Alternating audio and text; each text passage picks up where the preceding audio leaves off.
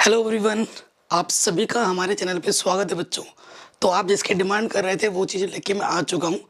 Chapter number 10 कक्षा 10 की जो विज्ञान है, चैप्टर नंबर 10 भौतिक विज्ञान का पहला चैप्टर। एकदम आसान तरीके से इस चैप्टर को समझेंगे, वन शॉट वीडियो होगी, ठीक है। प्लीज़ पूरी वीडियो को पूरा देखना एंड डिस्क्रिप्शन में कुछ इंपॉर्टेंट वीडियोस के लिंक डाल दूंगा, उसको भी जरूर देखना। चलिए वीडियो को स्टार्ट करते हैं। एकदम सिंपल जो इंपॉर्टेंट चीज़ें वही रखा है क्योंकि एग्जाम हमारे पास आ चुके हैं। तो सबसे पहले बात करेंगे हम प्रकाश की। प्रकाश क्या होता है? देखो, अभी अगर ये लाइट में नहीं जलाता, प्रकाश को अंग्रेजी में लाइट बोलते हैं, अगर ये लाइट नहीं जलाता ना मुझे आप देख पाते, ना यहाँ पे जो लिखा है उसे भी आप देख नहीं पाते। पाते क्या? नहीं पाते।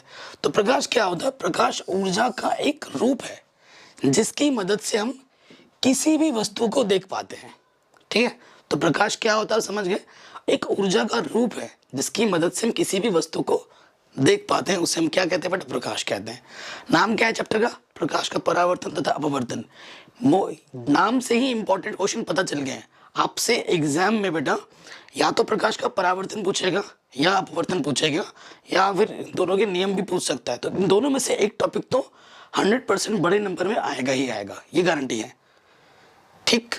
सबसे पहला टॉपिक मैंने ले लिया है, प्रकाश का परावर्तन। प्रकाश का परावर्तन क्या होता है? प्रकाश जब किसी वस्तु अथवा सतह पर पड़ता है, ये प्रकाश आई, अभी मैं आपको चित्र की मदद से भी समझाऊंगा, ठीक है। 3D चित्र है हमारे पास। प्रकाश जब किसी वस्तु अथवा सतह पर पड़ता है, उसके आर पार हो सकता है, ठीक है, या फिर अवशोषित हो सकता है, अथवा उस वस्तु से टकराकर लौट सकता है, ठीक है। यहां से प्रकाश की किरणें जब किसी वस्तु पर पड़ती है तब वह किरणें उस वस्तु अथवा सतह से टकराकर लौट आती है, उसे प्रकाश का परावर्तन कहते हैं। यहां से हमारा पूरा परिभाषा आएगा, मेन परिभाषा यहां से। प्रकाश की किरणें जब किसी वस्तु पर पड़ती हैं तब वह किरणें उस वस्तु अथवा सतह से टकराकर उसी माध्यम में वापस लौट आती है। इस घटना को हम क्या कहते हैं? प्रकाश का परावर्तन, ठीक। तो अब मैं इसको चित्र की मदद से समझाऊंगा। देखो, ये हमारा एक कुछ भी समझ लो, जैसे ये हमारा एक दर्पण है, शीशा ही समझ लो। ये प्रकाश की किरण यहाँ पे आएगी, ठीक है, ऐसे यहाँ पे आके टकराई, तो इसे हम क्या कहते हैं? आपतित किरण। टकराई और फिर क्या हो गई? इस तरीके से उसी माध्यम में वापस चली गई, उसी माध्यम में क्या हो गई? वापस चली गई। तो इस किरण को हम क्या कहते हैं? परावर्तित किरण, ठीक है। अब इसके बीच में कुछ कोण बनेगा, ठीक है, इस कोण को हम कहते हैं आपतित कोण और इसको कहते हैं परावर्तित कोण। आपतित कोण को I से दर्शाते हैं और परावर्तन कोण को R से दर्शाते हैं।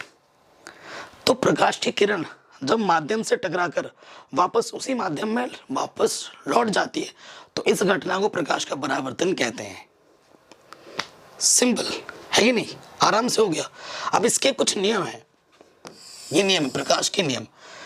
तो पहला नियम क्या होता है कि आपतन कोण I और परावर्तन कोण R बराबर होते हैं, यानी कि जो कोण I है बेटा वो कोण R के बराबर होता है। ये तो पहला नियम है प्रकाश के परावर्तन का, पहला नियम। बहुत आसान है, सब चीजें आपकी आंखों के सामने है। दूसरा क्या होता है? आपतित किरण। ये आपतित किरण है, ठीक है, ये अभिलंब है। अभिलंब का मतलब होता है इस पर ये लंबवत है, ये सीधा है, ठीक है, इस पर ये लंबवत है, ये अभिलंब है। और ये परावर्तित किरण, तीनों एक तल में होते हैं। तो लिखा आपतित किरण दर्पण के आपतन बिंदु पर अभिलंब, ये मत लिखना, ठीक है। क्या लिखना? आपतित किरण, अभिलंब तथा परावर्तित किरण तीनों एक ही तल में होते हैं, तीनों एक ही तल में होते हैं, ये आपको लिखना है। बहुत इंपॉर्टेंट क्वेश्चन है बेटा, बहुत ज्यादा बड़े नंबर में आता है। या तो प्रकाश का परावर्तन या फिर अपवर्तन किसे कहते हैं, इसके नियम क्या है, एग्जाम में हर बार पूछा जाता है। तो आशा करता हूँ ये आप समझ गए होंगे आराम से, ठीक है। इसका जो स्टडी मटेरियल है आपको PDF आपको mathematicanalysis.in पर मिल जाएगा। चलिए अब आते हैं नेक्स्ट क्वेश्चन में। नेक्स्ट टॉपिक प्रकाश का अपवर्तन। तो अभी हमने सीखा प्रकाश का परावर्तन, अब हम इसका दूसरा पार्ट सीखेंगे अपवर्तन। अपवर्तन क्या होता है? देखो, वहां पे किरण आके टकराकर वापस उसी माध्यम में जा रहा था। इसमें क्या होता है? किरण आती है, टकराती है, दूसरे माध्यम में जो चली जाती है थोड़ा अपने मार्ग से विचलित होकर। तो वही लिखना है यहाँ पर, जब प्रकाश की किरण एक माध्यम से दूसरे माध्यम में जाती है तो यह अपने मार्ग से विचलित हो जाती है। प्रकाश की किरण को अपने मार्ग से विचलित हो जाना प्रकाश का अपवर्तन कहलाता है। ठीक है, प्रकाश का क्या कहलाता है? अपवर्तन कहलाता है। प्रकाश का जो अपवर्तन है सिर्फ पारदर्शी पदार्थों से ही होता है, जैसे कि शीशा, वायु या फिर जल। अगर पारदर्शी माध्यम नहीं है, पारदर्शी का माध्यम का मतलब होता है आर पार इसमें दिखना है, अगर वो माध्यम पारदर्शी नहीं है तो वहां पर कभी अपवर्तन नहीं होगा। जैसे मैं अगर एक लकड़ी ले लूं और बोलूं कि भैया यहाँ पर अपवर्तन होगा, नहीं होगा, क्योंकि वो पारदर्शी नहीं है माध्यम। जब ठीक है, पारदर्शी माध्यम में ही अपवर्तन की घटना हो सकती है। तो जब प्रकाश की किरण एक माध्यम से दूसरे माध्यम में जाती है तो यह अपने मार्ग से विचलित हो जाती है। प्रकाश की किरण की इसी घटना को हम क्या कहते हैं? प्रकाश का अपवर्तन कहते हैं। अब मैं आपको चित्र मदद से समझाता हूँ। देखो बेटा, ये हमारे पास एक सपोज को शीशा है, ठीक है, ये कुछ माध्यम है, ये ऊपर वाला विरल माध्यम है, नीचे वाला सघन माध्यम है। देखो, ये ऊपर वाला पहला माध्यम है, ये नीचे वाला दूसरा माध्यम है। दो माध्यम होंगे, ये विरल माध्यम है। जैसे विरल का मतलब क्या होता है? खुला। जैसे अभी मेरा हाथ ऐसे से मोड़ पा रहा हूँ ना, तो ये विरल माध्यम है, खुला, खुला आसमान। और नीचे वाला पार्ट क्या है? सघन माध्यम। अब आपको मैं चित्र की मदद समझाता हूँ। देखो बेटा, ये आपतित किरण आई, ये क्या है? आपतित किरण आई, ठीक है। फिर क्या होगा? नीचे जा रहा है, नीचे थोड़ा सा मुड़ गया, ठीक है। ये हमारी क्या है? परावर्तित किरण है, ठीक है। ये आपतित किरण है, ये अपवर्तित किरण है। परावर्तित नहीं बोलेंगे, अपवर्तन पढ़ रहे हैं हम ना। अपवर्तित किरण है, लेकिन ये अपने मार्ग से विचलित हो गई। कैसे? ये जो किरण है ना बेटा, उसको ऐसे जाना चाहिए था सीधे इसी मार्ग, लेकिन ऐसा ना जाकर वो अपने मार्ग से थोड़ा सा विचलित हो गया है, नीचे झुक गया है, ठीक है। तो इसी घटना को ही हम क्या कहते हैं? प्रकाश का अपवर्तन कहते हैं। सिंपल। अब इनके बीच में जो कोण बन रहा है, देखिए बेटा, ठीक है, ये हमारा क्या है? ये अभिलंब है। अभिलंब और आपतित किरण के बीच क्या बन रहा है? आपतन कोण, ठीक है। कहाँ चला गया भाई? और ये हमारा क्या है? अपवर्तित कोण, ठीक है। चित्र बन गया आपके सामने। अब इसके दो नियम है। इसमें पहला नियम क्या है?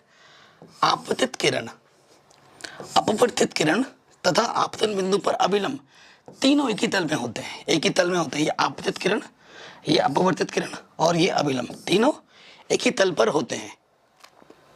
पहला नियम तो ये हो जाएगा बच्चों। कहीं पे भी थोड़ा सा बेटा डाउट या दिक्कत लगे तो प्लीज़ वीडियो को एक बार दोबारा देखिए, अपने कानों को खोल के मैं जो बोल रहा हूँ उसको सुनना है, समझना है, तो ज़रूर समझ जाओगे। बहुत आसान चैप्टर है। एंड दूसरा नियम इसमें क्या होता है? दूसरा नियम है स्नेल का नियम, ठीक है। स्नेल का नियम, ठीक है। दूसरा नियम क्या होता है? इसे स्नेल का नियम, कि स्नेल के नियम के अनुसार साइन आई बट्टे साइन आर का जो अनुपात होता है वो एक स्थिरांक होता है। इसे हम क्या कहते हैं? स्नेल का नियम कहते हैं। स्नेल का अपवर्तन नियम कहते हैं। दूसरा नियम ये क्या कहता है?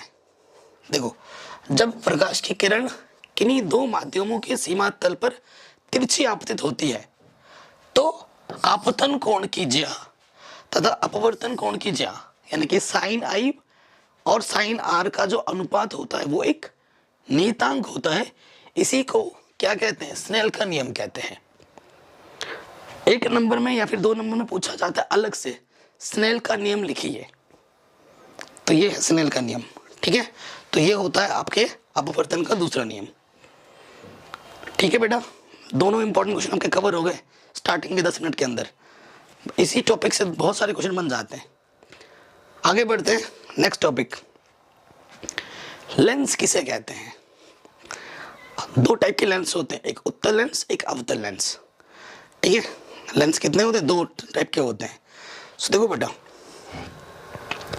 दो पृष्ठों से घिरा हुआ कोई पारदर्शी माध्यम, दो पृष्ठों से घिरा हुआ कोई पारदर्शी माध्यम, ये दो पृष्ठों से घिरा हुआ है, ठीक है। ये दो पृष्ठों से घिरा हुआ है, जिसका एक या दोनों पृष्ठ गोलीय होता है, लेंस कहलाता है, ठीक है। जिसका दोनों एक पृष्ठ या फिर दोनों पृष्ठ गोलीय होते हैं उसे हम क्या कहते हैं? लेंस कहते हैं। और लेंस कितने प्रकार के होते हैं? दो प्रकार के होते हैं। एक तो ये उत्तल लेंस और ये होता है अवतल लेंस। ठीक है, दिख रहा है आपको? चित्र बना के मैंने समझाया आपको। ये आपका उत्तल लेंस हो गया और ये आपका अवतल लेंस हो गया। अब उत्तल लेंस की परिभाषा में बता रहा हूं क्या होता है। ये उत्तल लेंस आपके सामने देखिए, वह लेंस जिसके दोनों बाहरी गोलीय पृष्ठों का उभार बाहर की ओर होता है। जो उभार है ना बेटा, ऐसे ये देखो, ये बाहर की ओर है, ठीक है ना, ये बाहर की ओर है। जो उभार है वो बाहर की ओर होगा। वह लेंस जिसके दोनों बाहरी गोलीय पृष्ठों का उभार बाहर की ओर हो उसे उत्तल लेंस कहते हैं। इस लेंस को हम अभिसारी लेंस भी कहते हैं। घुमा के दिया जाता है कभी एग्जाम में, न्यूमेरिकल में अभिसारी बोल देंगे, ठीक है। तो उत्तल लेंस को हम अभिसारी लेंस भी कहते हैं क्योंकि यह अपने से गुजरने वाले प्रकाश किरणों को अभिसरित कर देता है। क्या कर देता है? अभिसरित कर देता है। अब मैं आपको समझाता हूँ इसका मतलब। ये किरण आई, ये देखो, ये आपकी लेंस है, ये सारे किरण आई अभी, है ना। अभिसरित करता है मतलब एक जगह पे केंद्रित कर देता है। देखो, ये सारी किरण यहाँ से टकराने के बाद ना एक बिंदु पे आके मिलती हैं, ठीक है। सारी किरण आएंगी और ऐसे एक जगह पर मिल जाएंगी, अभिसरित कर देता है। तो इसीलिए इसको अभिसारी लेंस भी कहते हैं हिंदी में। आगे समझ में? नेक्स्ट इसका टॉपिक है उत्तल लेंस के उपयोग। स्टेप बाय स्टेप चल रहे हैं, एक एक चीज लेके चल रहे हैं, ठीक है बेटा, कोई जल्दबाजी नहीं। उत्तल लेंस का प्रयोग दूरदृष्टि दोष के निवारण के रूप में किया जाता है। अब दृष्टि दोष के बारे में डिटेल में हम पढ़ेंगे चैप्टर नंबर 11 में, ये चैप्टर नंबर 10 है, ठीक है। दूरदृष्टि दोष क्या होता है, ठीक है, जिसे दूर की वस्तुएं साफ दिखती है लेकिन निकट की वस्तुएं स्पष्ट नहीं देख पाता, नाम के विपरीत, उसे हम दूरदृष्टि दोष कहते हैं। तो अगर किसी को दूरदृष्टि दोष है, आप कहोगे सर आपको कौन सा दृष्टि दोष है, आपने भी चश्मा लगा के रखा है। बेटा मेरे को कोई दोष नहीं है, ठीक है, मैंने ये रोशनी से बचने के लिए लगा रखा है, ठीक है। एंड अगर आप मछली वगैरह खाते हो, हालांकि मैं आप जानते हो मैं बंगाली हूँ, मछली वगैरह थोड़ा हमारे घर में ज़्यादा बनता है, तो जो लोग मछली ज़्यादा खाते हैं ना उनको थोड़ा आंखों की प्रॉब्लम कम होती है। उत्तल लेंस का प्रयोग दूरदृष्टि दोष के निवारण के रूप में किया जाता है। उत्तल लेंस का प्रयोग दूरबीन में किया जाता है। जो दूरबीन होता है ना उसमें भी जो लेंस लगता है वो उत्तल लेंस लगता है। घड़ी साज द्वारा घड़ी के छोटे छोटे कल पुर्जों को देखने के लिए, छोटे छोटे कल पुर्जों को हम देखते हैं ऐसे ऐसे करके, तो वो जो घड़ी साज होता है उसमें भी क्या लगा होता है, उत्तल लेंस लगा होता है, ठीक। तो प्रयोग पूछा था, बता दिया 2-3 इंपॉर्टेंट। अगला आता है बेटा अवतल लेंस। तो उत्तल लेंस क्या था, ऐसे था, बाहरी पृष्ठ ऊपरी हुए थे। इसमें क्या होता है, इसका उल्टा, वह लेंस जिसके दोनों बाहरी गोलीय पृष्ठ अंदर की ओर से वक्रित हो, मतलब मुड़ा हुआ हो अंदर से। देखो बेटा, यहाँ से भी मुड़ा हुआ है, यहाँ से भी मुड़ा हुआ है, तो इसे हम क्या कहते हैं बेटा, इसे कहते हैं हम अवतल लेंस। इस लेंस को अपसारी लेंस भी कहते हैं क्योंकि यह अपने से गुजरने वाले प्रकाश किरणों को अपसरित करता है, यानी कि फैला देता है, ठीक है। अपने से गुजरने वाले, अब प्रकाश आएगी इससे टकरा कर ये प्रकाश की किरणों को यूं फैला देता है। अब मैं आपको एग्जाम चित्र बना के दिखाता हूँ। ये प्रकाश आई और ये प्रकाश की किरणों को यूं फैला देगा, ठीक। इसी वजह से इसको अपसारी लेंस के, अवतल लेंस बोले तो अपसारी लेंस, उत्तल लेंस बोले तो अभिसारी लेंस। अब इसके उपयोग देखते हैं। अवतल लेंस के उपयोग। अवतल लेंस का प्रयोग निकट दृष्टि दोष के निवारण के रूप में किया जाता है। निकट दृष्टि दोष क्या बोले तो, निकट की वस्तुएं तो साफ दिख रही हैं लेकिन दूर का साफ नहीं दिखता, नाम के विपरीत, उसे हम क्या कहते हैं, निकट दृष्टि दोष कहते हैं। और इसके निवारण के लिए हम लगाते हैं अवतल लेंस। वाहनों के हेडलाइट, जो वाहन होते हैं उसके जो हेडलाइट में लगता है उसमें भी लगता है अवतल लेंस का प्रयोग किया जाता है। नेक्स्ट, अवतल लेंस का प्रयोग दाढ़ी बनाने के लिए। देखो मेरी तो दाढ़ी आ चुकी है, आप क्लास 10th के बच्चे हो, आई थिंक किसी का आ रहा होगा या किसी के आ चुके होंगे। तो जो वो दुकान में जाते हैं ना, जो बाल कटने वाले होते हैं, उनके पीछे जो मिरर्स लगे हुए होते हैं या सामने लगे हुए होते हैं, वो उसमें भी क्या लगा हुआ होता है, अवतल लेंस। ताकि बड़ा बड़ा दिखे। मोतियाबिंद रोग निवारण के लिए भी अवतल लेंस का प्रयोग किया जाता है। और स्ट्रीट लैंप, जो सड़क के किनारों पर जो लाइट लगी होती है, ठीक है, उस पर जो लगा हुआ होता है उसमें भी लगा होता है अवतल लेंस। क्यों? क्योंकि वो रोशनी को फैलाता है, इसी वजह से अवतल लेंस का हम यहाँ उपयोग करते हैं। चलिए, ये भी हो गया। अब आता है दर्पण किसे कहते हैं। मैंने लेंस बताया, लेंस के प्रकार बताए और उनके उपयोग भी बताए। अब हम सीखेंगे दर्पण। दर्पण कितने प्रकार की होती है और उनके उपयोग भी जानेंगे। उस चमकदार तल को दर्पण कहते हैं जिससे प्रकाश का नियमित परावर्तन होता है। जो चमकदार सतह होती है, ठीक है, और उससे परावर्तन जब होता है प्रकाश का, तो उसे हम क्या कहते हैं बेटा? उसे हम कहते हैं दर्पण। दर्पण चमकदार तल को परावर्तक तल कहते हैं। जो चमकदार तल होती है उसे हम क्या कहते हैं? परावर्तक तल कहते हैं। दर्पण के दो प्रकार के होते हैं, एक होता है समतल दर्पण, एक होता है गोलीय दर्पण। एक दर्पण सबके घर पे होता है, शीशा, ठीक है, जिसपे आप सुबह शाम खुद को निहारते हो, है ना। वो जो शीशा है वो आपका समतल दर्पण है, ठीक है, जिसके एक तरफ कली की हुई होती है, पेंट किया होता है, ठीक है। तो वही चीज है। अब देखते हैं समतल दर्पण क्या होता है। समतल दर्पण द्वारा प्रतिबिंब कैसे बनता है? देखो बेटा, ये समतल दर्पण है, ठीक है, इसके द्वारा प्रतिबिंब कैसे बनता है? देखो, यहाँ पर हमारी वस्तु है ए बी, ठीक है।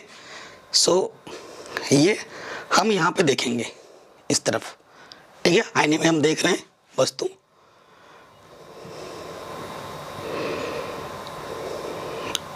ये देखो, समतल दर्पण में क्या होता है? जो जितनी वस्तु की दूरी होती है उतनी ही बिंब की दूरी होती है। देखो, एक वस्तु हुआ और उसका प्रतिछाया प्रतिबिंब कहलाता है। तुम यहाँ पे हो, तुम्हारी दूरी इतनी है, तो तुम्हारी जो प्रतिबिंब की दूरी है वो भी उतनी ही होगी, ठीक है। और ये जो वस्तु होता है वो ना, वो हमेशा दर्पण के सामने होता है।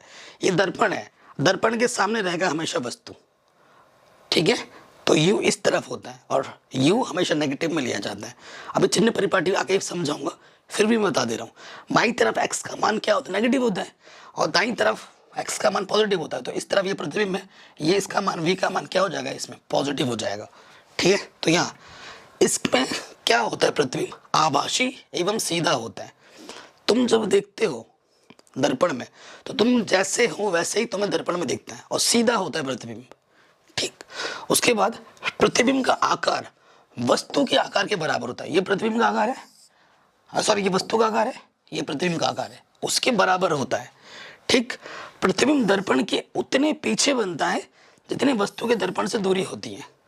तुमने देखो, ये समतल दर्पण है ना, इससे तुमने 5 सेंटीमीटर दूरी पर रखा है वस्तु को, तो 5 सेंटीमीटर दूरी पे ही आपका प्रतिबिंब बनेगा, ठीक है। प्रतिबिंब पार्श्व परिवर्तित होता है, रिफ्लेक्टेड होता है, ठीक है।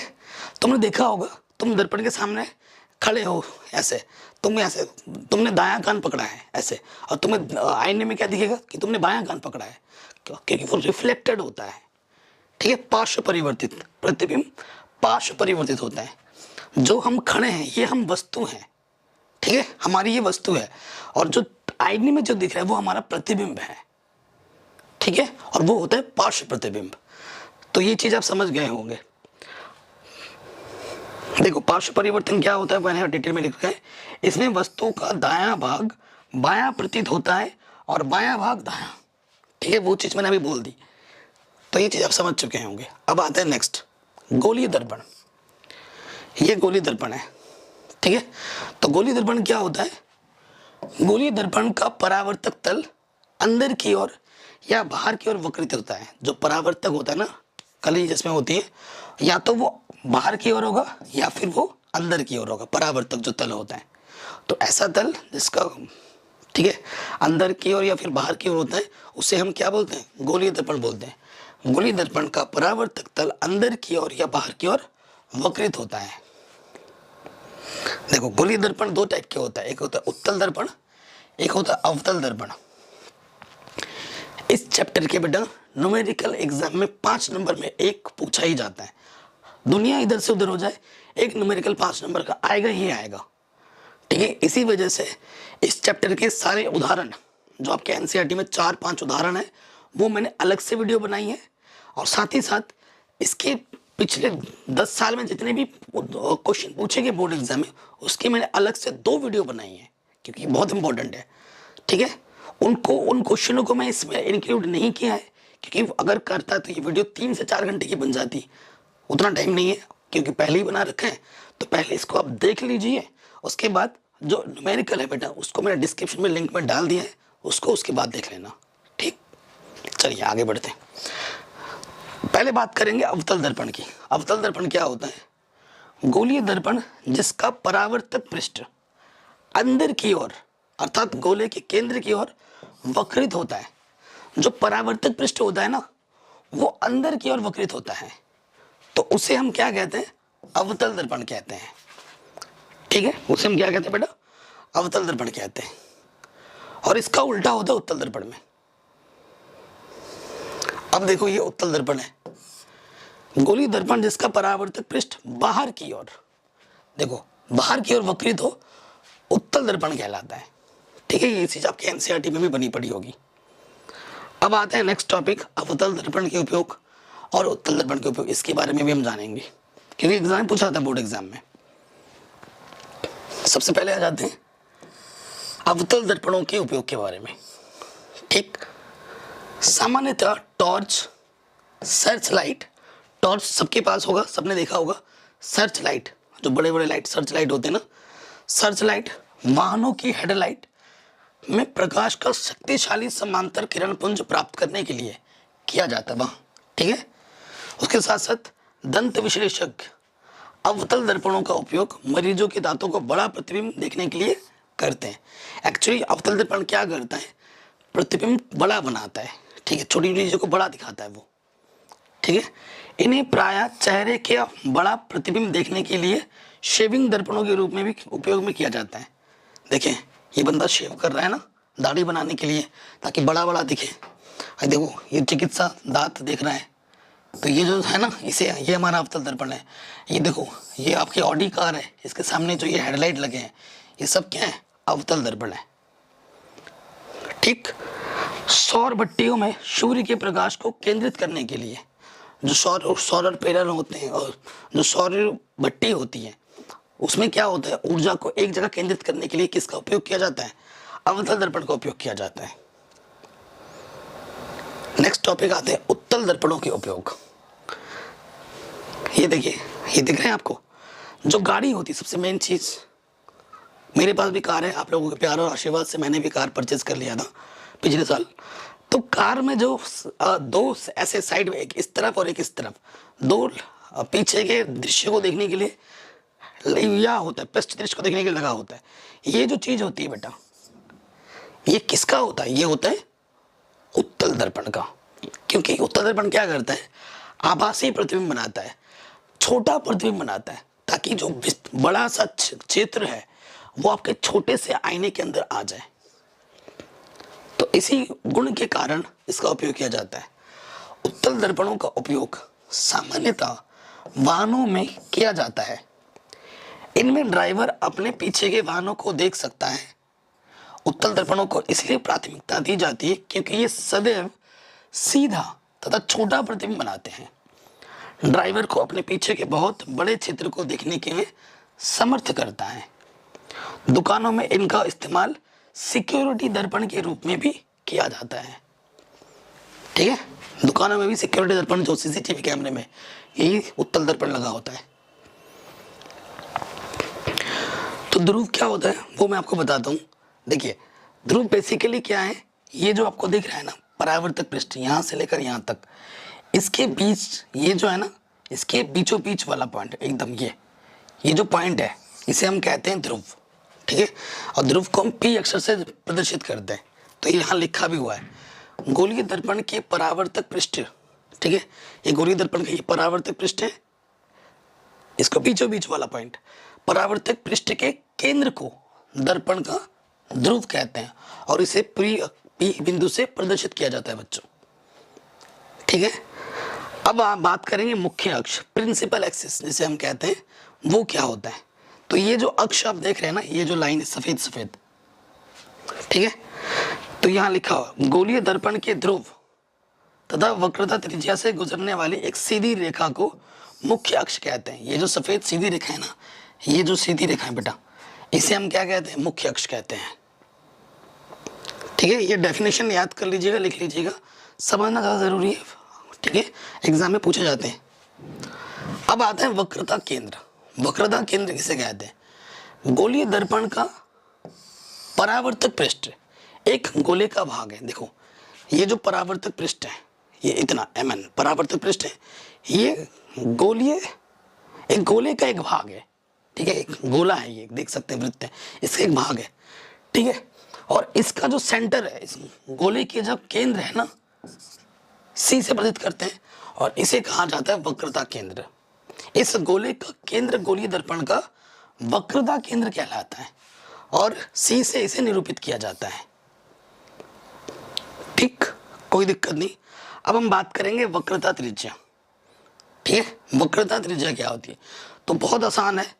ये जो आपका P है, मुख्य अक्ष, ठीक है, मुख्य अक्ष बोल रहा हूँ, P को ध्रुव, ठीक है, नाम भूल जाता हूँ मैं हिंदी में। तो ये जो ध्रुव है, ठीक है, और ये जो C है, ठीक है,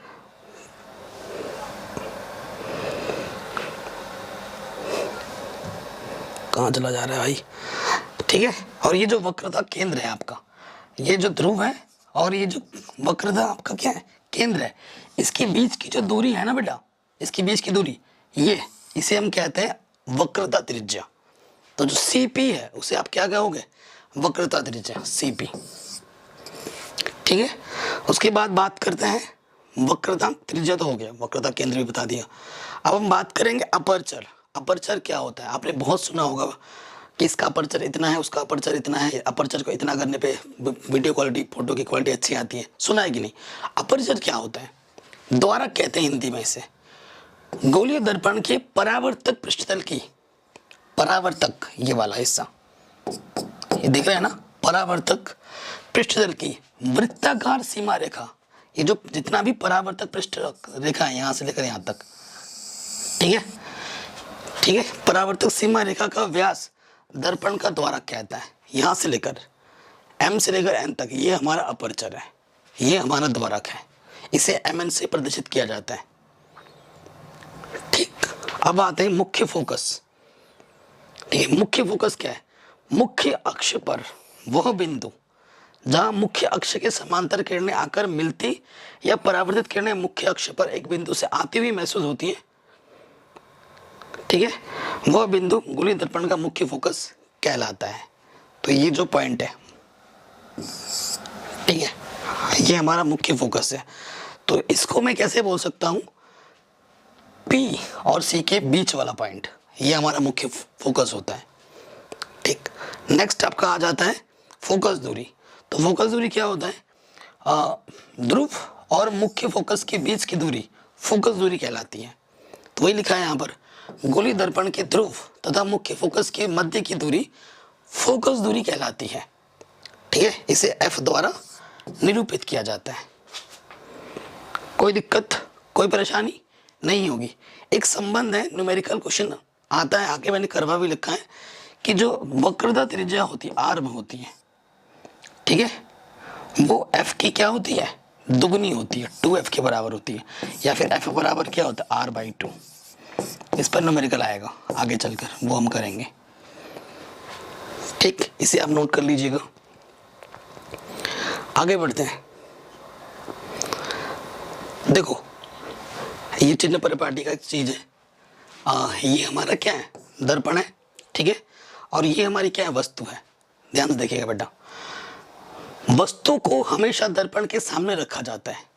ये वस्तु जो है बेटा, ये दर्पण के सामने रखी जाएगी। चिन्ह परिपाटी आपको पता है, ये एक्स एक्सिस है, इधर x का मान प्लस में होता है और इधर x का मान नेगेटिव में होता है। तो अगर इस तरफ रखी जा रही है तो वस्तु की दूरी को हम u से प्रदर्शित करते हैं। किससे प्रदर्शित करते हैं, u से। तो इस तरफ है तो u का मान क्या हो जाएगा, नेगेटिव। ठीक है। और ये वस्तु है, वस्तु यहाँ से यहाँ तक की दूरी है, ये यू।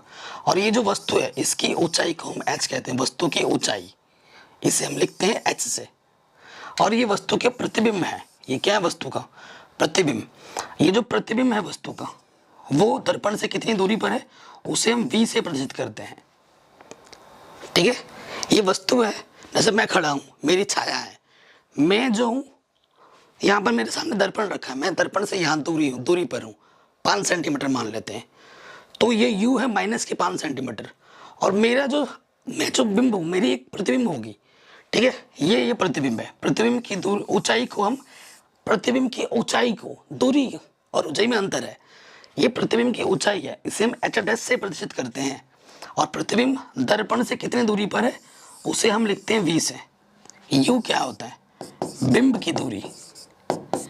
ठीक है, दर्पण से बिंब की दूरी। और v क्या होता है, v होता है प्रतिबिंब की दूरी।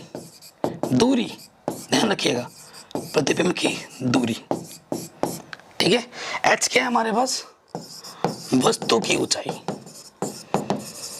ठीक है, और एच डैश क्या है हमारे पास, प्रतिबिंब की ऊंचाई, प्रतिबिंब की ऊंचाई। ठीक है, अभी आगे चलकर आपको दर्पण सूत्र, लेंस सूत्र बताऊंगा, आवर्धन बताऊंगा, वहां पर ये सब जरूरी होगा। इसके बाद ये तो अभी मैं समझाने वाला वीडियो है, इसके बाद इस चैप्टर के मोस्ट इंपॉर्टेंट क्वेश्चन आएंगे बोर्ड एग्जाम के दृष्टिकोण से। ठीक, ये चीज हो गई। तो जो चीज मैंने आपको बोला वो सब यहीं पर लिखा हुआ है।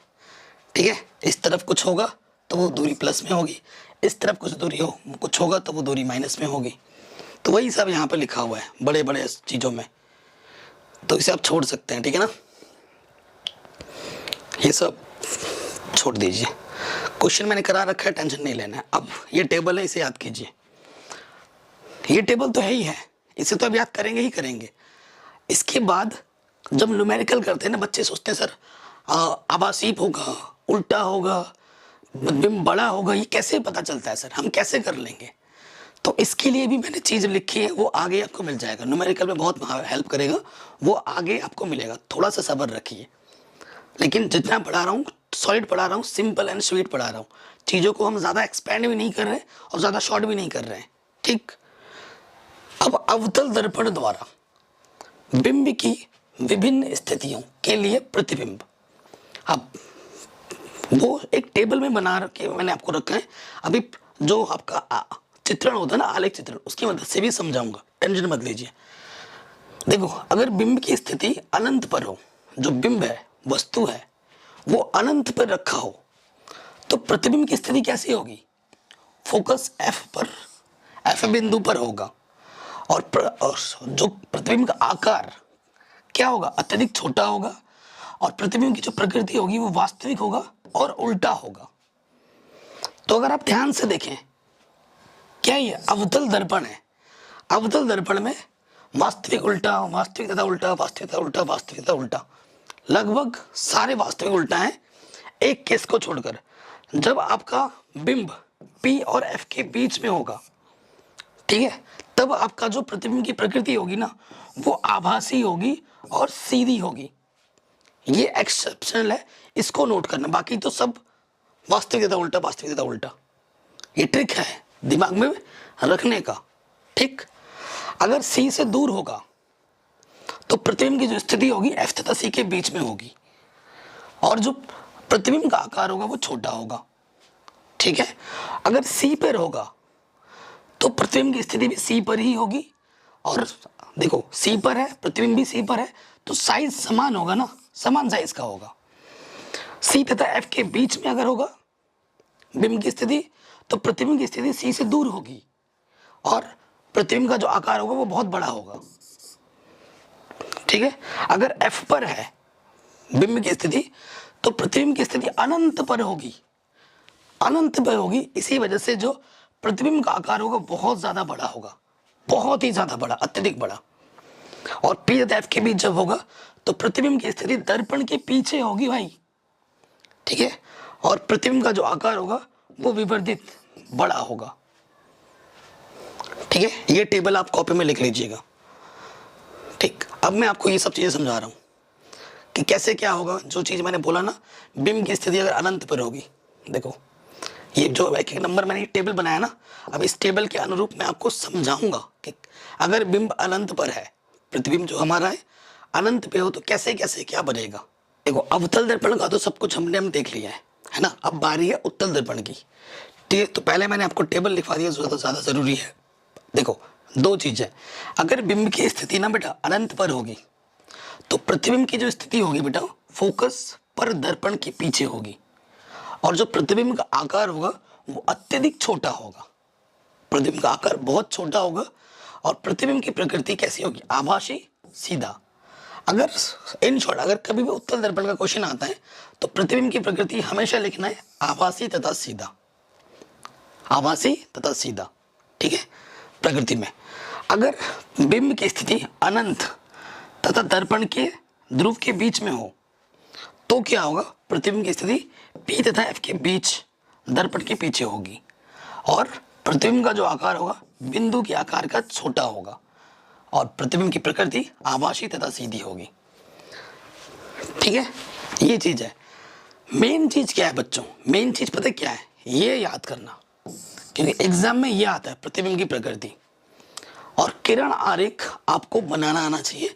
कभी कभी किरण आरेख 5 नंबर में आ जाता है, खाली किरण आरेख बनाकर दिखाओ, स्थिति आपको बोल देगा कि अनंत पर है, यहाँ पर है, सी और पी के बीच में है, ऐसे ऐसे बोल देगा, फिर किरण आरेख बना के दिखाना होगा।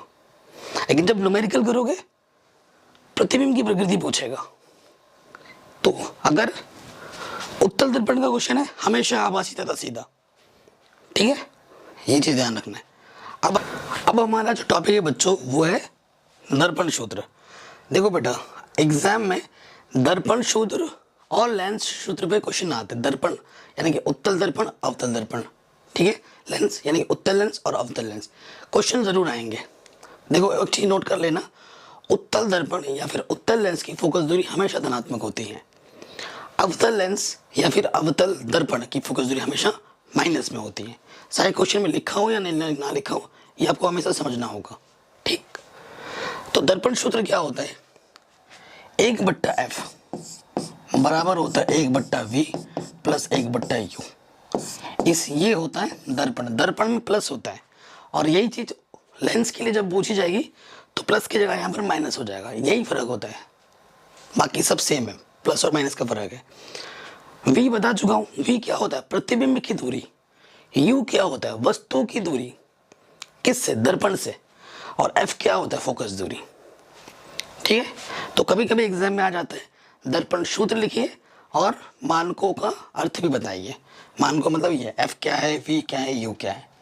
ठीक, ये चीज हो गई। दर्पण में आवर्धन, आवर्धन क्या होता है बेटा, आवर्धन को अंग्रेजी में कहा जाता है मैग्निफिकेशन। सिंपल में बताऊं तो प्रतिबिंब की ऊंचाई और वस्तु की ऊंचाई, वस्तु की ऊंचाई बिंब की ऊंचाई, प्रतिबिंब की ऊंचाई और बिंब की ऊंचाई के अनुपात को आवर्धन कहा जाता है।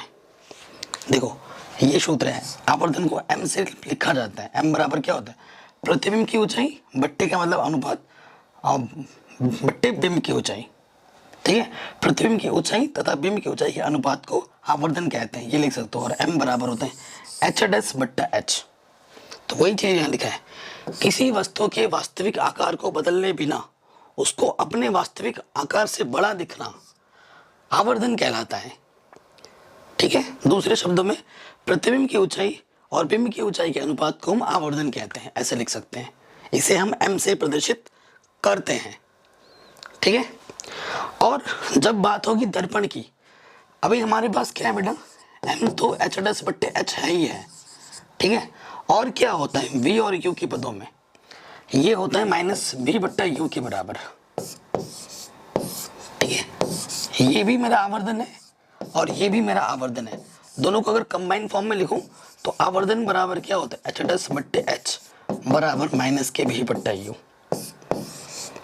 ठीक, सब कुछ यही रहेगा। अगर यहाँ लेंस कर देगा ना तो बस यहाँ माइनस की जगह प्लस हो जाएगा, बस लेंस के आवर्धन सूत्र में यहाँ नेगेटिव की जगह बस पॉजिटिव हो जाएगा।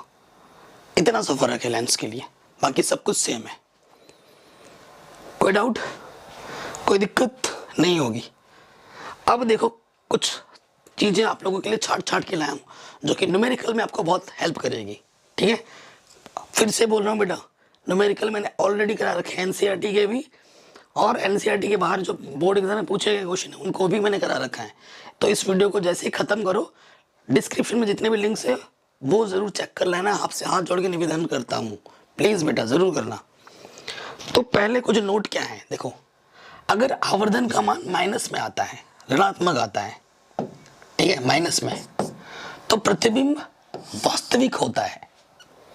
बच्चे बोलते हैं ना सर कैसे पता चलेगा वास्तविक है, ये है वो है।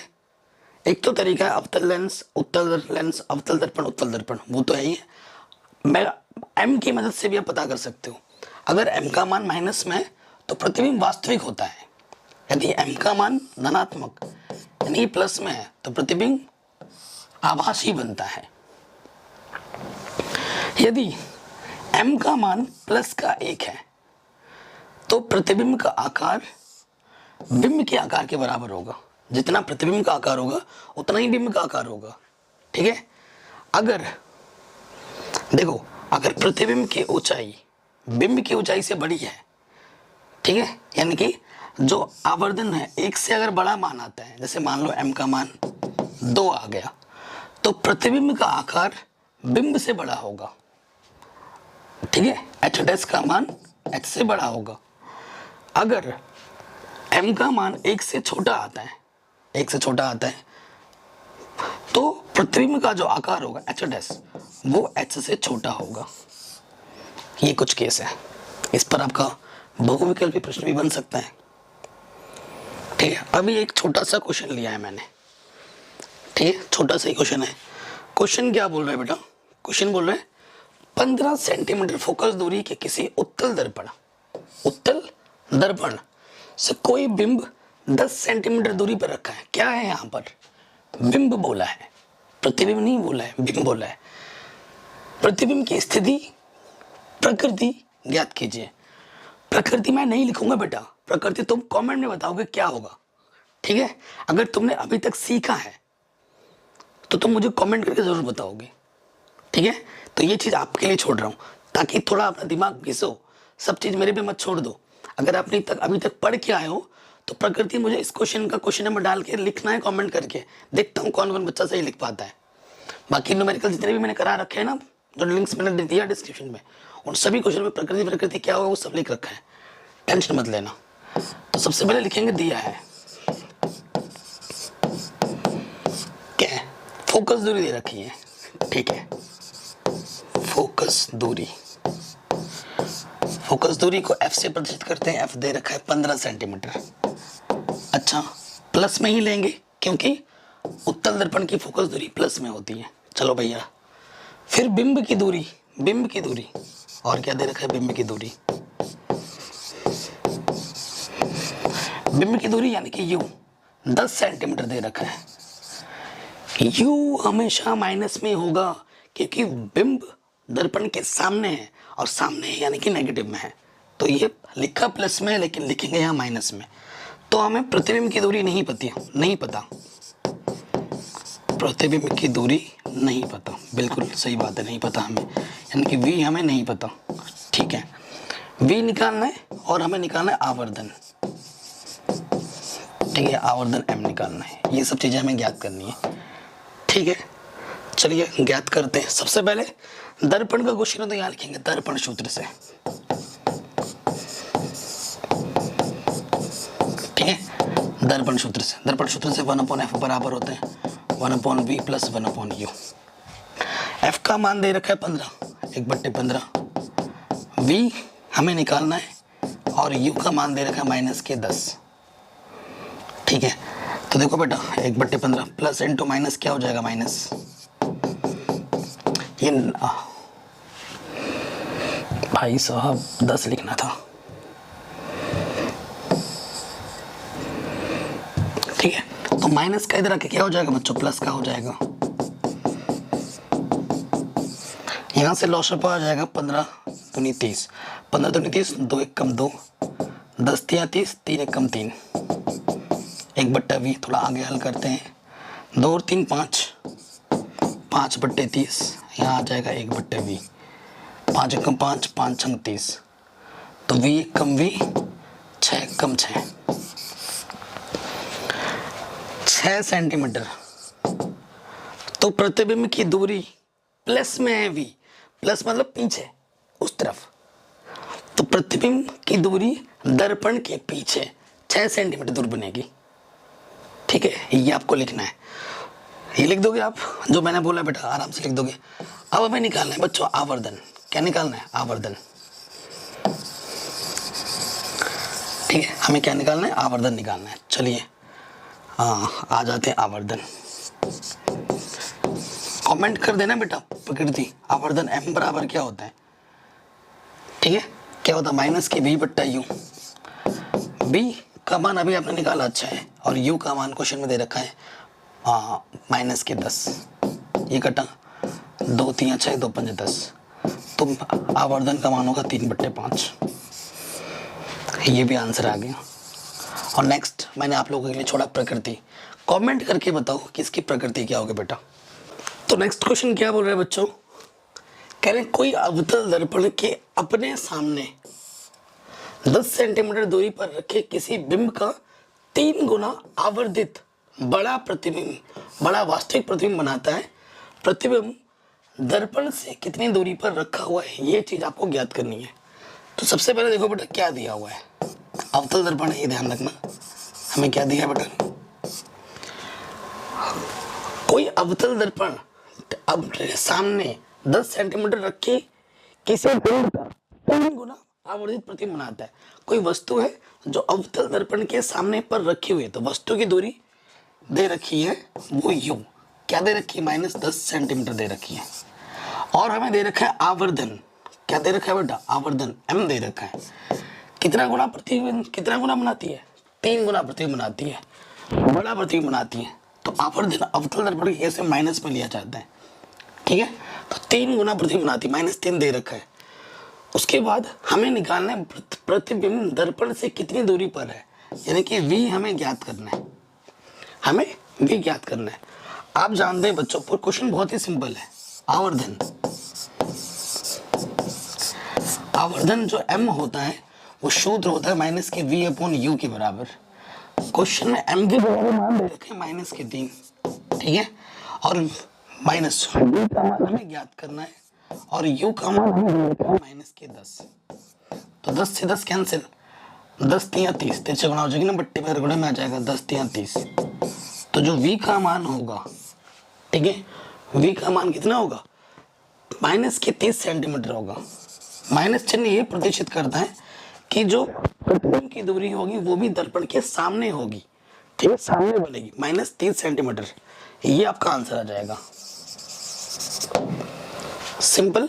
एंड बेटा मैं आपसे हाथ जोड़ के बार बार निवेदन कर रहा हूँ कि मोस्ट इंपॉर्टेंट क्वेश्चन मैंने ऑलरेडी करा रखे हैं, उनको तो जरूर देखना है।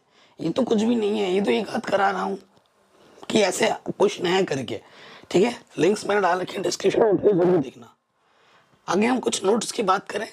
जो समतल दर्पण होता है उसका जो आवर्धन होता है वो +1 होता है। +1 का मतलब है कि जितना प्रतिबिंब की ऊंचाई होती है उतना ही बिंब की ऊंचाई होती है, ठीक है, उसका आवर्धन 1 होता है।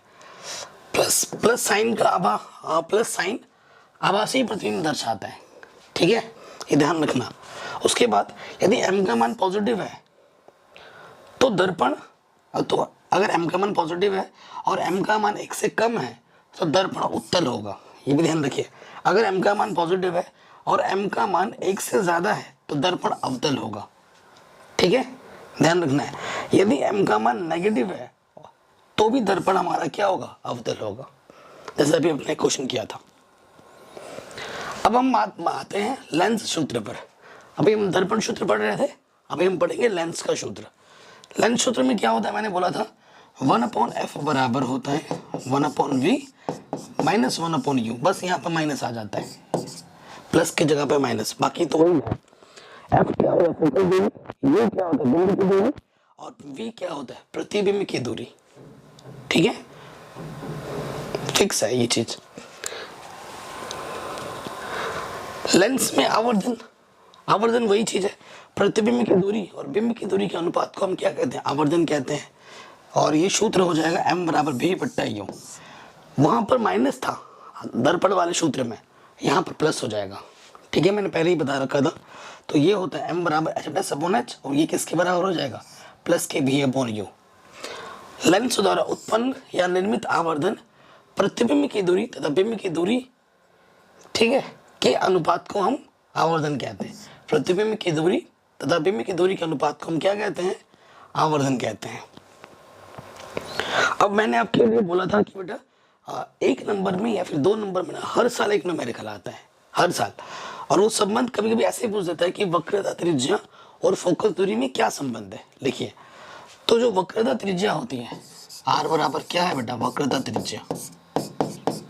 जो वक्रता त्रिज्या होती है वो 2 गुनी होती है, किससे, फोकस दूरी से। फोकस दूरी की 2 गुनी होती है। ठीक है, जो वक्रता त्रिज्या आर होती है फोकस दूरी का डबल होती है। अगर आपको एफ निकालना है तो r/2 हो जाएगा। ठीक, ये ध्यान रखिएगा। अब एक क्वेश्चन लिया है मैंने इसी पर, उस उत्तल दर्पण की फोकस दूरी ज्ञात कीजिए जिसकी वक्रता त्रिज्या 32 सेंटीमीटर है। देखो बेटा, उत्तल लेंस बोले या उत्तल दर्पण बोले, फोकस दूरी प्लस में होगी। और अगर अवतल लेंस या अवतल दर्पण बोलते हैं तो फोकस दूरी माइनस में होगी, भले ही लिखा हो या ना लिखा हो, ध्यान रखना है। तो हमें क्या दे रखा है इस क्वेश्चन में, दिया है उत्तल दर्पण की फोकस दूरी ज्ञात कीजिए। फोकस दूरी हमें ज्ञात करनी है, तो हमें क्या दे रखा है, वक्रता त्रिज्या। वक्रता त्रिज्या, ठीक है, आर बराबर दे रखा है 32 सेंटीमीटर। ठीक है, हम जानते हैं एफ बराबर जो होता है वो होता है r/2। आर का मान 32 है, 32/2, 2 कम 2, 2 छंग 12, तो एफ का जो मान आ जाएगा वो आ जाएगा 16 सेंटीमीटर। ठीक है, ये हमारा आंसर आ जाएगा। कोई दिक्कत, कोई परेशानी नहीं होगी। आगे बढ़ते हैं, नेक्स्ट टॉपिक, लेंस की क्षमता। जो आप लेंस पढ़ रहे हो ना, लेंस की क्षमता भी आ जाता है इसी में। लेंस की क्षमता क्या होती है, देखिए इसको मैं डेफिनेशन लिखवाता हूँ। किसी लेंस द्वारा प्रकाश की किरणों को अभिसरण और अपसरण करने की जो मात्रा होती है उससे हम लेंस की क्षमता कहते हैं। ठीक है, अभिसरण और अपसरण। देखो तुम अपनी आंखों, देखो तुम क्या होता है ना, ये जो मेरी आंखें हैं, हमारी आंखें पास का वस्तु भी देख लेती है, दूर का भी देख लेती है। तो जब हम देख रहे होते हैं किसी भी चीज को, तो हमारे आंखों का जो लेंस होता है ना, वो वस्तु के अनुसार, वस्तु की दूरी के अनुसार अपसरण और अभिसरण करता है। और इस क्षमता को ही हम कहते हैं लेंस की क्षमता। ठीक है, इस क्षमता को ही हम क्या कहते हैं, लेंस की क्षमता। किसी लेंस द्वारा प्रकाश किरणों के अभिसरण और अपसरण करने की मात्रा को लेंस की क्षमता कहते हैं। और लेंस की जो क्षमता होती है फोकस दूरी के व्युत्क्रम को, फोकस दूरी के व्युत्क्रम को शॉर्टकट में ऐसे परिभाषा भी बना सकते हो। ठीक है, फोकस दूरी के व्युत्क्रम को हम लेंस की क्षमता कहते हैं। ठीक, यहाँ पे लिखा है, यह उस लेंस की फोकस दूरी के व्युत्क्रम के बराबर होता है और इसे P द्वारा व्यक्त किया जाता है। P बराबर 1/f। ठीक है, और इसका SI मात्रक डायोप्टर होता है। लेंस की क्षमता का SI मात्रक क्या होता है, डायोप्टर होता है। एक डायोप्टर 1 मीटर हो सकता है या 100 सेंटीमीटर हो सकता है। एक डायोप्टर 1 मीटर के बराबर होता है या फिर 100 सेंटीमीटर के बराबर होता है। 1/f तब लिखते हैं जब आप मीटर में लेते हैं, और 100/f तब लिया जाता है जब आप फोकस दूरी सेंटीमीटर में लेते हैं। ठीक है, इस पर भी प्रश्न पूछे जाते हैं हर साल। देखो वही चीज मैंने लिखा है, उत्तल लेंस की क्षमता धनात्मक होती है, अवतल लेंस की क्षमता माइनस में होती है। क्यों माइनस प्लस क्यों लिखा हुआ है, क्योंकि उत्तल लेंस में फोकस दूरी प्लस में होती है और अवतल लेंस में फोकस दूरी माइनस में होती है, इसी वजह से क्षमता भी प्लस माइनस में होती है। अगर आपसे किसी लेंस की क्षमता प्लस में दी हुई है, यानी कि मतलब वो उत्तल लेंस है, और किसी की क्षमता अगर किसी लेंस की क्षमता अगर माइनस में दी है, यानी कि वो अवतल लेंस है, ऐसे भी क्वेश्चन बना के पूछा जा सकता है आपसे। जैसे क्वेश्चन मैंने यहाँ पर लिया हुआ है। ठीक है, क्वेश्चन क्या है बेटा, क्वेश्चन पूछा गया एक अवतल लेंस, यहाँ देखिए अवतल लेंस जिसकी फोकस दूरी यानी कि f मुझे दे रखा है -25 सेंटीमीटर।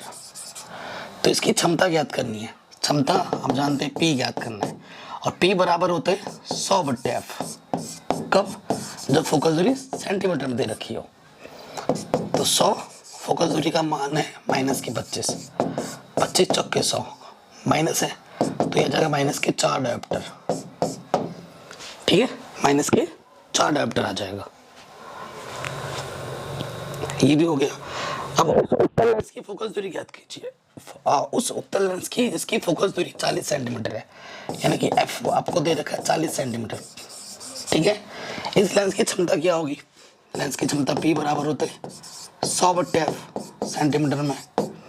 100 f का मान कितना है 40, एक जीरो से एक जीरो घटा 10/4, 2 दूनी 4, 2 पंजे 10, 5/2, 2.5 सेंटीमीटर।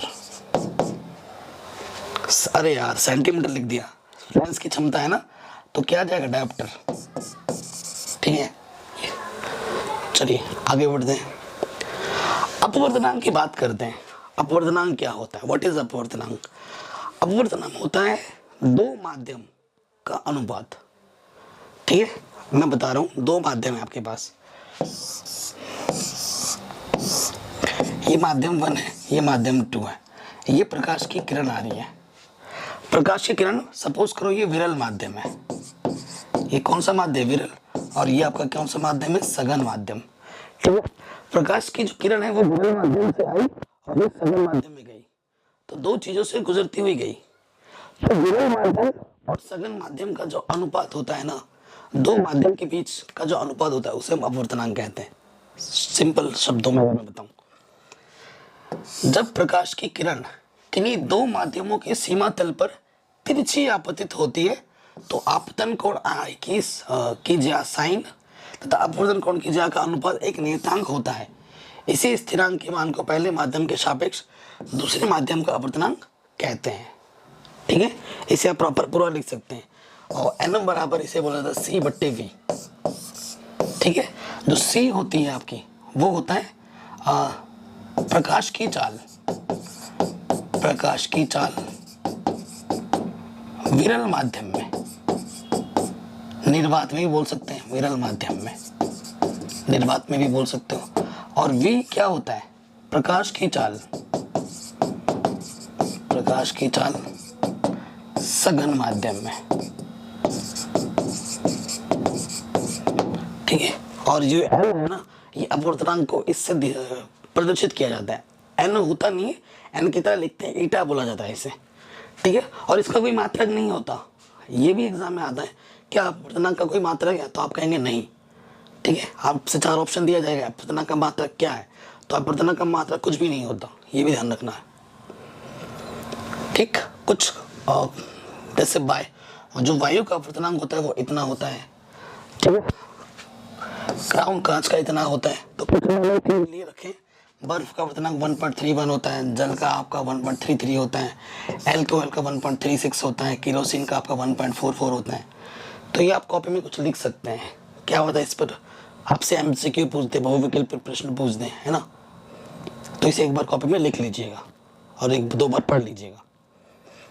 अब एक न्यूमेरिकल लेते हैं अपवर्तनांक पर, टॉपिक पढ़ा है तो एक न्यूमेरिकल भी करते हैं। न्यूमेरिकल क्या बोल रहे हैं? प्रकाश वायु से 1.50 अपवर्तनांक की कांच की प्लेट में प्रवेश करता है। कांच में प्रकाश की चाल कितनी है? जबकि निर्वात में प्रकाश की चाल इतनी दे रखी है, 3×10 मीटर प्रति सेकंड दे रखा। कांच में प्रकाश की चाल ज्ञात करनी है। मान लेंगे कि प्रकाश की चाल V है और हमें अपवर्तनांक क्या दे रखा है क्वेश्चन में? N दे रहा है, ये दे रखा है। तो सॉल्यूशन पे आ जाओ, कैसे करेंगे? दिया है अपवर्तनांक आपको दे रखा है क्वेश्चन में। अपवर्तनांक N बराबर 1.50 लगा लो। उसके बाद आपको क्या दे रखा है? हाँ, निर्वात में प्रकाश की चाल, निर्वात में प्रकाश की चाल।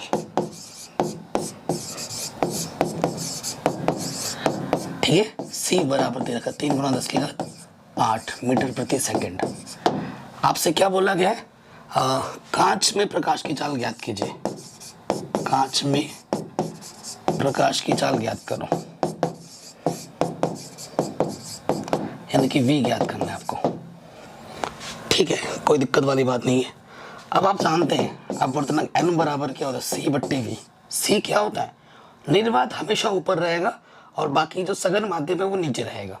ठीक है, तो इस क्वेश्चन में देखो बेटा, n की जगह दे रखा है 1.5 और c की जगह दे रखा है 3 × 10⁸ और v हमें ज्ञात करना है। अब आगे हल कर देता हूँ मैं। v बट्टे में इधर गुणे में आ जाएगा और ये जो गुणे में इधर बट्टे में आ जाएगा और ऊपर क्या है 3 × 10⁸। ठीक, 1.5 1 कम 1.5, 1.5 दूनी 3, तो आंसर आ जाएगा 2 × 10⁸ मीटर प्रति सेकंड। ये आपका आंसर आ जाएगा। कोई दिक्कत, कोई परेशानी नहीं होगी। तो इस छोटे से वन शॉट वीडियोस में सिंपल रखा हो, एक छोटा सा वीडियो बना जाए ताकि आपका रिवीजन हो जाए, क्योंकि बोर्ड एग्जाम सर पर है। एक फटाफट से रिवीजन हो जाए ताकि पूरा जो चैप्टर आपने पढ़ रहा हुआ है उसके प्रॉपर रिवीजन आप देख पाए इस वीडियो में, वो हमने बताया। प्लीज़ इसके जो इंपॉर्टेंट न्यूमेरिकल हैं वो मैंने ऑलरेडी अलग से करा रखे, जिसकी मैं लिंक्स डाल दूंगा डिस्क्रिप्शन में, उसको जरूर चेक करना है। इस चैप्टर के जो इंपॉर्टेंट क्वेश्चन है वो आपको नेक्स्ट वीडियो में मिल जाएंगे। जय हिंद। इस वीडियो को शेयर करना बिल्कुल मत भूलें, ठीक है, और इस वीडियो को हर जगह शेयर करें, दबा के कमेंट करें आपको अच्छी लगी, बुरी लगी और आपको किस टाइप की वीडियो चाहिए। जय हिंद, मिलते हैं आपसे नेक्स्ट वीडियो में।